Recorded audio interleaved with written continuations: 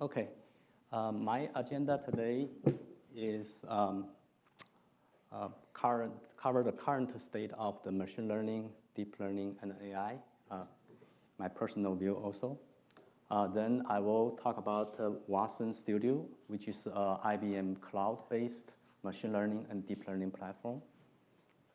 I'll go over a little bit about the technical aspect of the deep learning as a service, which is the underlying framework.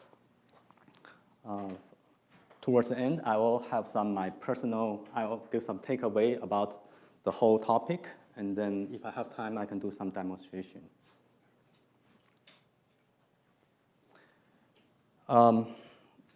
People in this room probably heard of machine learning, deep learning, and AI.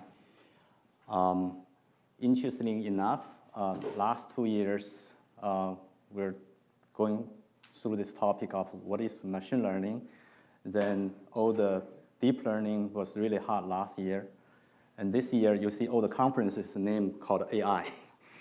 So I think even the tool sets perspective, you all see the same pattern. You know, we more focus about the AI aspect of this whole topic. So if you think about what is machine learning, is really you feeding data for machine to learn.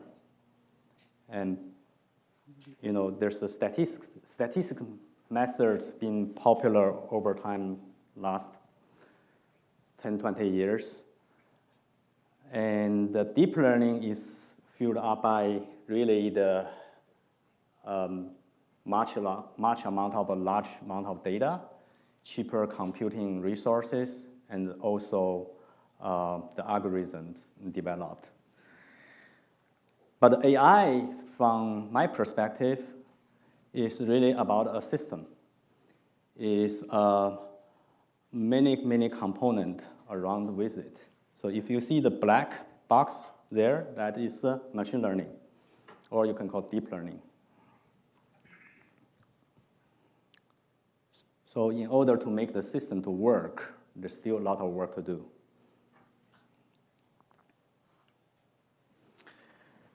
On the other end, if you're really working on data science, machine learning, or deep learning, you've probably been busy learning all these tools for the last few years. Every year they have a different new popular framework libraries. And this is a short snapshot of what happened in 2017. You see things are changing here and there. TensorFlow going up, Spark going down, things like that. But my point over here is really there's so many, nobody can keep up. You're probably good at one or two over here. If you really say, oh, I'm a unicorn data scientist or machine learning engineer or AI engineer, it's still very hard to keep up with this. And every tool has their own strengths and weaknesses. So my audience, I work with, are mostly enterprise clients. It's not like Google or Facebook, they don't need me. They always develop something by themselves. But only a few companies in the world can do so. Most of the companies have to use something someone else developed. So what are the challenges for the enterprise nowadays? So from data perspective, enterprise usually have many systems. The data are sitting in the silos. It's difficult to access. From data ingestion perspective, particularly unstructured data and external data is hard to ingest. People are still working very hard to figure out how to optimize this process. Data governance, enterprise has been talking about this for years, but I haven't seen a very successful implementation easily. primarily because, from number one, data is hidden, dark. It's not easy to be accessed. So therefore, people don't even know what the assets around. There's many systems. So sometimes these systems had a duplication or conflict. There's hard to find one single version of truth sometimes. I want to talk about the skill sets a little bit. There's two markets. On one side, universities or colleges or online training programs are produce a lot of people with the skill sets. There's a huge jump for the supplies. But on the other side, enterprises still find it very hard to find the right talent to fit that particular job. So that's a challenge. I can discuss about this at the end also. But my topic today really is focusing on the last bucket about tools and infrastructure. Because I believe, or we believe, that an environment helps us to enable machine learning, deep learning easy is the way to go. So the key point over here is how to make machine learning easy for average people. So Watson Studio is a cloud-based machine learning platform. We call them platform as a service, but it's really addressing end-to-end AI or machine learning workflow, the full life cycle of it. From data ingestion perspective, we build it, connectors, internal, external, structured, unstructured, streaming batch. From search and the catalog perspective, we're talking about governance. How do you find the data in your data lake across systems? How do you find not just data, but assets? Your programs, your code, your notebooks. Preparing data, ETL is like a big chunk of load within enterprise. Probably large amount of code there. To rewrite that piece is very hard. That's why a lot of times you're doing this as a double investment without seeing immediate return. So I think we need to give people a tool to help them to manipulate the data in some agile way. So that's why we have a data refinery. The next bucket is the core. How do you build models? So that keyword, democratize the machine learning and deep learning, is every big giant company doing today, including IBM.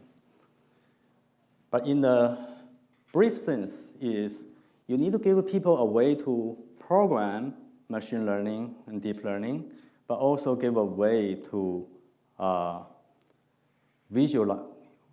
in a visual way to drag and drop and create a end-to-end machine learning workflow. And then you can, manage the models.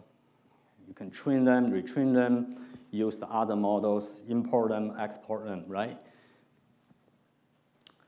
Now, because deep learning and the new advancement in hardware, so we have GPUs.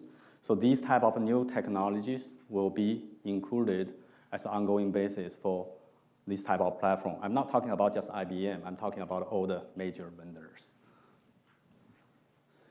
Then deploy is a key challenge. I mean, I know most academic area, you only learn how to build models. You never deploy them. It's hard to deploy them. In fact, in a more production environment, probably take you like 1 month to build a model or train the model, but take you 4 to 5 months really to deploy it. So deployment is very hard, and how to deployed in a scalable way is also challenging.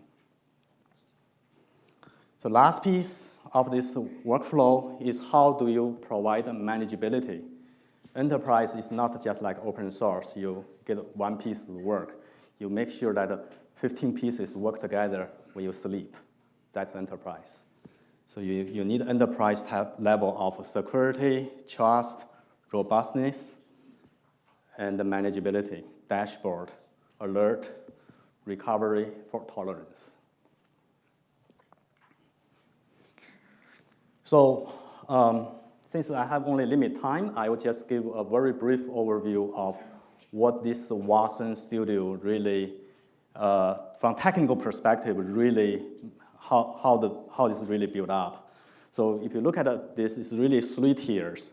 On the bottom tier is cloud infrastructure as a service. Nowadays, if you be into this space, it's really about container management, container-based resource management per se. You have Docker, Kubernetes, or NVIDIA infrastructure to support the overall machine learning services. In the middle, we have runtime, like a traditional machine learning runtime, Spark, Scikit-learn, and IBM has their own SPSS, which they built this statistical modeler for like 15, 20 years. So we import that knowledge and experience, rewrite these libraries to fit into cloud. On the deep learning side, we need to build an interface so that we can ingest or import the new deep learning framework very fast. So you need to design this in a way so next day there's a new framework called XYZ coming in, you can plug them in without rewriting the whole thing. On the top tier is presentation layer. It's kind of, the end user scene. Jupyter Notebooks, RStudio, and modelers, other tools. And one thing about this consumption of the machine learning model is really about using the APIs, which built by yourself and also provided by others. So if you learn that, you know that, then on the presentation layer, you need to build that type of capability so that you can extend your overall AI capability, I would say. I hope I can show a demo at the end. This is a deep learning. This is one of the services among many. Because once you have the API, you can build any type of application of your wish.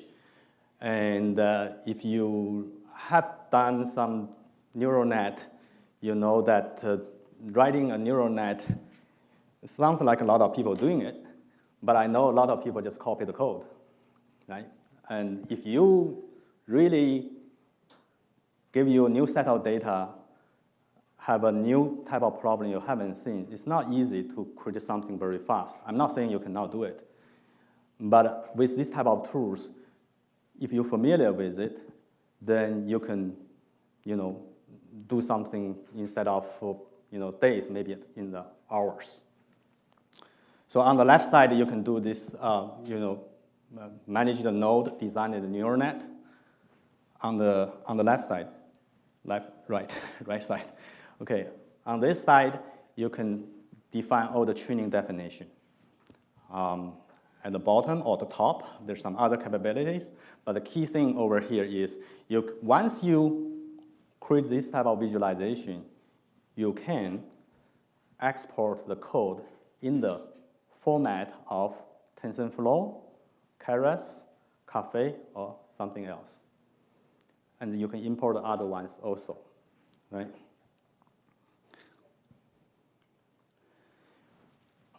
Nothing comes easy without some investment. So their research paper, IBM research had done for many years for working on this, and this is, this is public. So you can find, I have the URL there. but if you read into this paper, you understand the whole, big data, container, API, workflow, all the cutting edge framework libraries. So there's lots of moving pieces, right? But I don't know that I have a pointer here. Yeah, here. So this is the core services.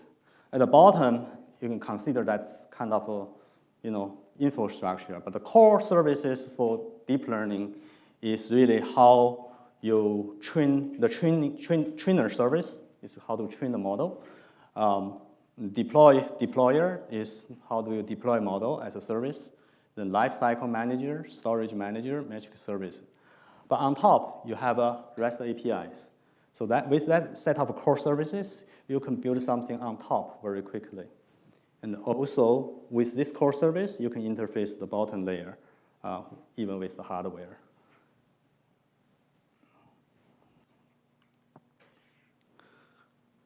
We are not the only players in this field.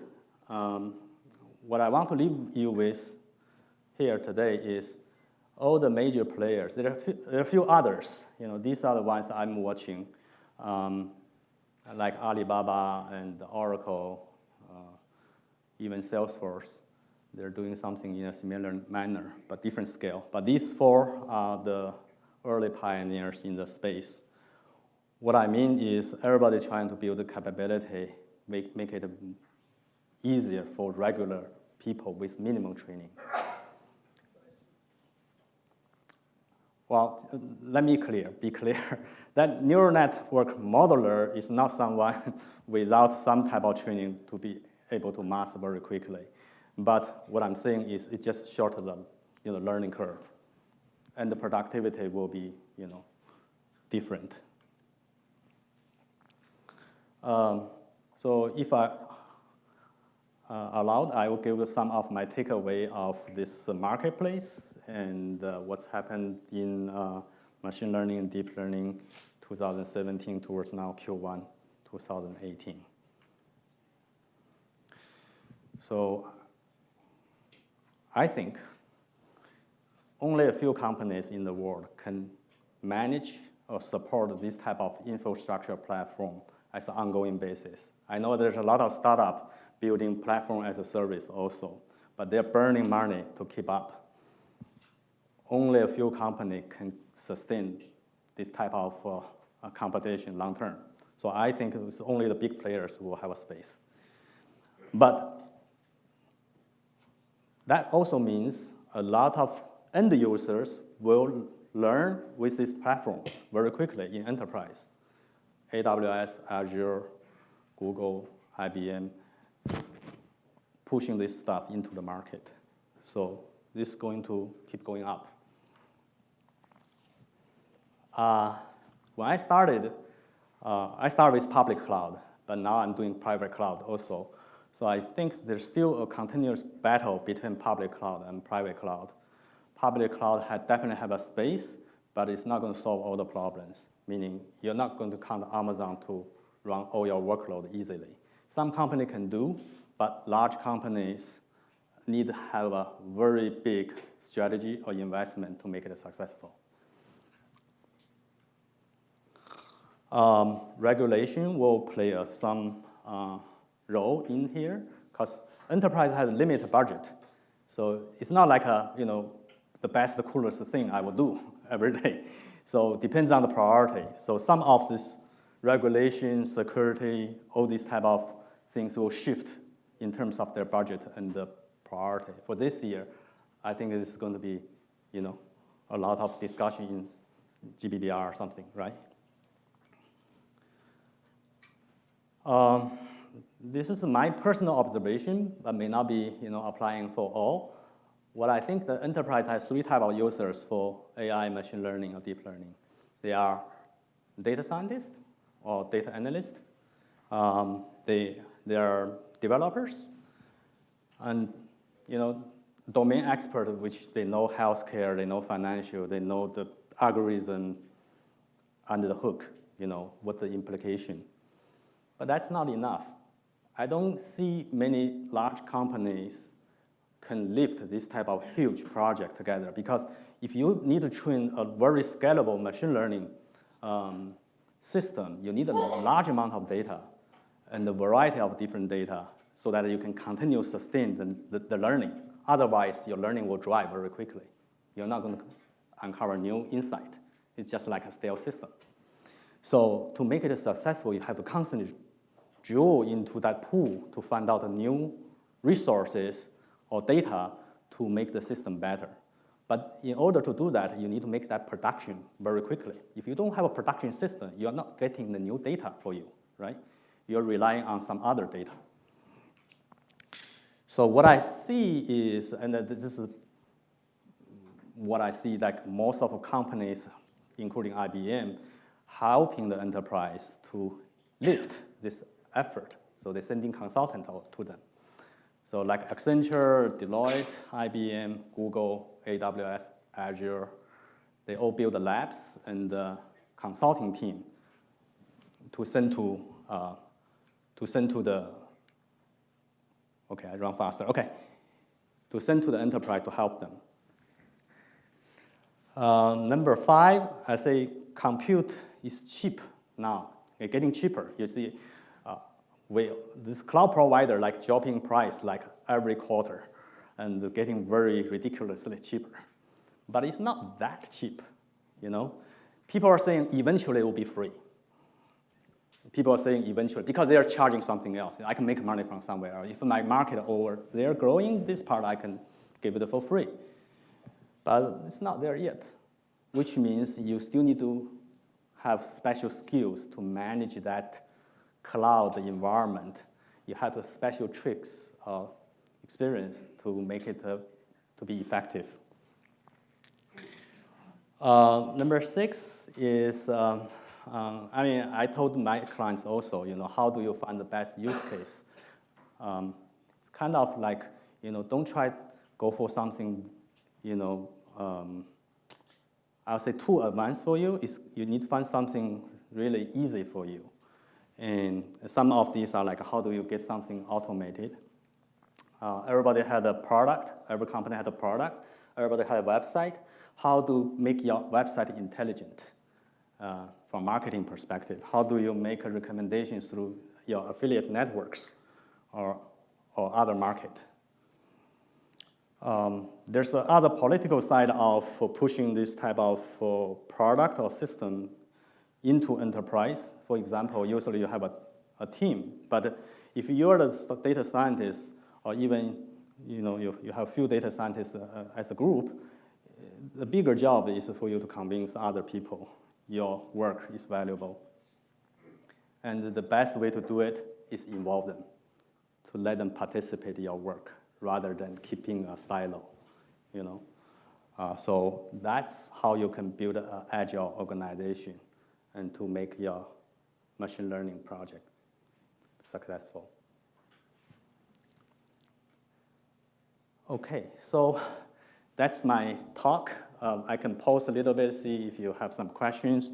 If I have some time, I can give some short demos. Okay.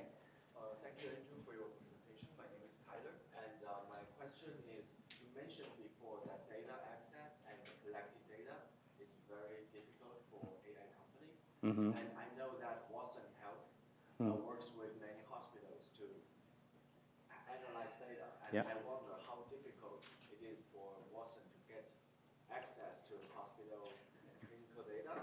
Yeah. What's the strategy behind it? That's a good question. The question is about how Watson or Watson Health working with hospital to get access to data. This is a topic a little bit over me, but I'll give my personal view. I think from hospital or healthcare organization perspective, traditionally their IT systems are a little bit lagging behind. They have some core systems like EPAC or something, which is something, you know, operation-wide, you don't want to any problem, right? So in order to lift that system is a very big effort. Speaking of data movement, if you want to move data, you need to address two problems. One problem is the transactional system. You need to make sure that your transaction system data will flow into your analytics system, because usually there are two systems, right? So to manage that work, you need some creative engineering effort. And it's usually larger scale for hospital or healthcare settings. So that's one aspect that's challenging, not just for Watson, for anyone. That's a practical. Yeah, that's second. I'm not going to talk about any organization challenges, but what I think is from the healthcare natural perspective, the data perspective, there's a lot of privacy concerns, right? And they are very sensitive on that. So from that perspective, it's just adding the burden to make it a very transparent by moving data. But I guess things are just moving ahead. People are getting more benefit. When they see the outcome, they will come back, invest, right? So that's a journey. It takes some, takes time. Yeah. A follow-up question, sorry. So what is the advantage of Watson Health? Okay, Watson Health had I'm not too updated on that because IBM is such a big company. There are different aspects of Watson, IT, infrastructure, cloud, and the solution. Watson Health is a solution. So Watson Health had a genomics solution. They have also, I think, the oncology. There are 5 pillars there. I guess the solution was built based on some of internal capabilities and some acquisitions. So they're right now trying to build some more standardized service across, but still in the middle of it. So what I'm talking today here, this Watson Studio or deep learning as a service is not tightly integrated with Watson Health, just to be clear. Yeah. Okay. And your colleagues in the distributed ledger blockchain have done a good job through Bluemix putting a demonstration out there. Do you think you're going to get there with Watson someday, or is there a demonstrator online you can get hands on? There's a startup kit for blockchain. You can sign on IBM Cloud. They use Composer, so you can build a business network in a matter of 30 minutes. Yeah. Do you think you have one for Watson with deep learning? So let's talk about the difference between analytics and blockchain, right? Blockchain, if you think about it, is a transactional system. The core is assets transfer, right? Machine learning is about reading data and getting insight, and even further run prediction. So we're relying on blockchain to ingest new data. And we will have a machine learning run against the data, find the pattern, and direct your business outcome. So these are 2 different products, but they can be integrated together to draw more business value. In fact, I have an engagement this month working for government.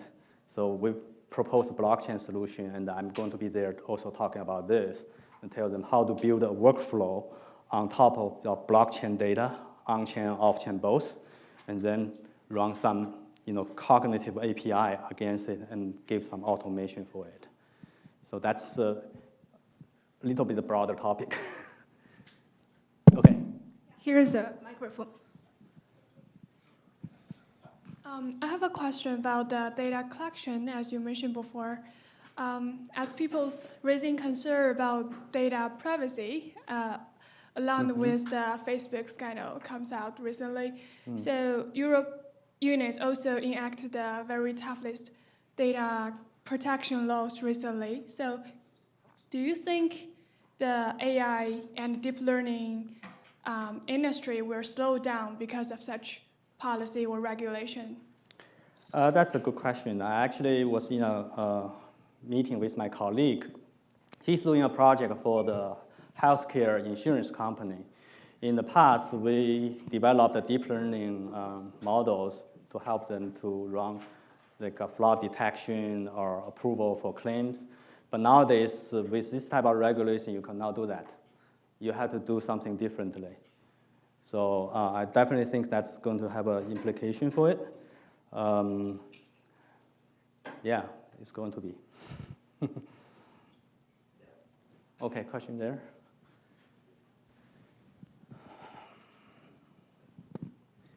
Most of those ML platforms that you talk about, focus a lot on the data science experience and creating models.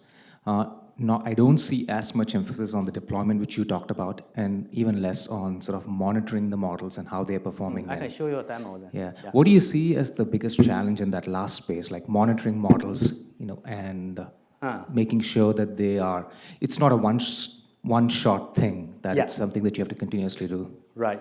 The question is on how Watson Studio or industries, where we are in terms of provide this deployment and the monitoring and the end-to-end framework. Honestly speaking, it is not.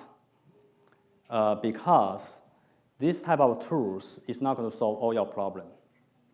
You need a combination of talent or people in your team to make that to work.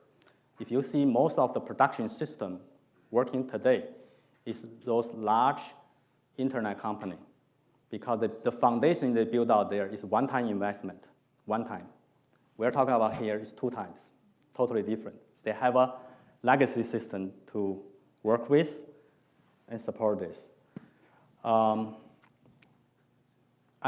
pretty optimistic in terms of this model management. In the way it solves a bigger problem that nobody can easily get this through. Because if you ask people in enterprise, 80% of people probably heard about it, even see machine learning model, but they never see an end-to-end process evaluate them. Agree? Yes. So this will give you a first-time eye-opening experience. So I think, I'm not trying to make this simple, but I want to get a message across to you, is you need a platform to help your organization to work on something like this. It's not like a 2 data scientists to make this to work. I mean, in some settings, it's easy, but for large enterprise, wouldn't be easy. Yes? So, what is Watson's competitive advantage over Google, Microsoft, and Amazon in terms of platform? Yeah, I always get this question. Well, I'll say, I'm an open source guy, so I don't really care about which product. I say, I can say Google don't make good product, in fact. Amazon actually make good product. I'll be clear why Google doesn't make good product. Think about the number of products Google launched. How much percentage are successful? So from my group, it's not IBM, it's a consensus there. They make very good open source tools and the underlying framework. That contribution Google made to the society and world is no one can compare. That's my read. I know Google make this new product like an auto ML, but it's fitting the same type of strategy. In terms of the competition, I have a slide there. I didn't spend much time to read into it. I guess right now what I see is most of the time people fit this into their overall strategy. Depends on what's your cloud strategy, what is your on-premise strategy, what is your enterprise analytics capability, where you build it. So I have been engaged different type of opportunities for enterprise, different customer. I mean, from product perspective, they're all good product. What I'm saying, they're also evolving very fast. Amazon made this SageMaker. It's pretty good because in the past they had the Amazon machine learning, right? So now you can build some Docker and stuff on top of it. That's a good product. Azure also had a good product.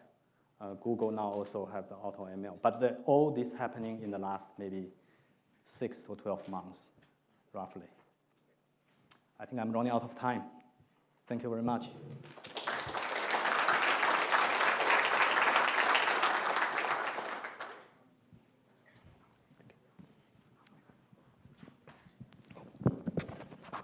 Thank you, Andrew. Our next speaker is